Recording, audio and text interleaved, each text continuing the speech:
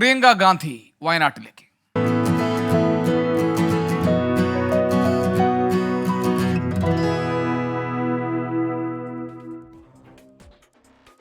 ലോക്സഭാ തെരഞ്ഞെടുപ്പിലെ വിജയത്തിന് വയനാട്ടിലെ വോട്ടർമാരോട് നന്ദി പറയാൻ പ്രിയങ്ക ഗാന്ധിയും രാഹുൽ ഗാന്ധിയും ഇന്ന് കേരളത്തിലെത്തുകയാണ്. കരിപ്പൂർ വിമാനത്താവളത്തിൽ ഇറങ്ങുന്ന രാഹുൽ ഗാന്ധിയുടെയും പ്രിയങ്കയുടെയും ആദ്യ പരിപാടി 12 മണിക്ക് മണ്ഡലത്തിന്റെ ഭാഗമായ മുക്കത്താണ്. ഇരുവരുടെയും വരവ് ആഘോഷമാക്കാൻ ഒരുങ്ങുകയാണ് കോൺഗ്രസ് പ്രവർത്തകർ. ദീപക് ധർമ്മടം കോഴിക്കോട്ട് നിന്ന് വിവരങ്ങൾ നൽകാനുണ്ട്. ദീപക്, മഹാഭൂരിപക്ഷത്തിൽ വിജയിച്ച ശേഷം വയനാട്ടിലെ വോട്ടർമാരോട് നന്ദി പറയാൻ വേണ്ടി പ്രിയങ്ക ഗാന്ധി ഇന്ന് എത്തുകയാണല്ലോ. കോഴിക്കോടിൻ്റെയും മലപ്പുറവും വയനാട് ഇങ്ങനെ 3 ജില്ലകളിലായി വ്യാപിച്ചു കിടക്കുന്നതാണ് വയനാട് ലോക്സഭാ മണ്ഡലത്തിലെ മറ്റ് മണ്ഡലങ്ങൾ, വോട്ടർമാർ. അപ്പോൾ പ്രിയങ്കയുടെ ഇന്നത്തെ പരിപാടി എവിടെയൊക്കെയാണ്? ആദ്യ യോഗം എവിടെയാണ്? എന്തൊക്കെയാണ് വിശദാംശങ്ങൾ?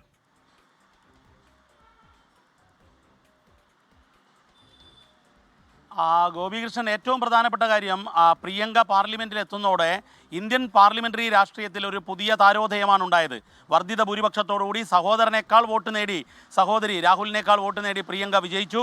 ആ വിജയത്തിന് നന്ദി പറയാനാണ്, വോട്ടേഴ്സിനോട് നന്ദി പറയാനാണ് ഇന്ന് എത്തുന്നത്. ഏതാണ്ട് 11:30 കരിപ്പൂർ വിമാനത്താവളത്തിൽ ഇറങ്ങും. ആദ്യത്തെ പരിപാടി തിരുവമ്പാടി മണ്ഡലത്തിൽ മുക്കത്താണ് സ്വീകരണം. മുക്കത്ത് വലിയ പരിപാടിയാണ്.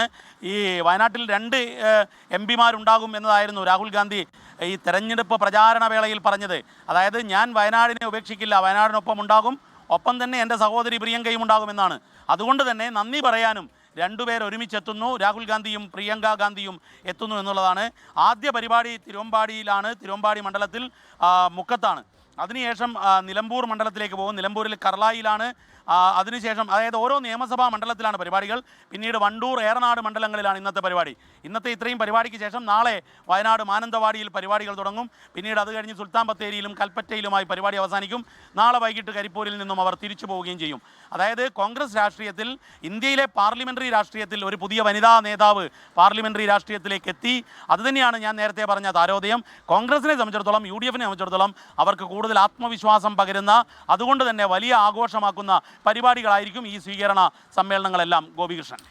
ശരി, ദീപക് ധർമ്മടം ഞങ്ങളുടെ പ്രതിനിധിയാണ് വിവരങ്ങൾ നൽകിയത് കോഴിക്കോട്ട് നിന്ന്.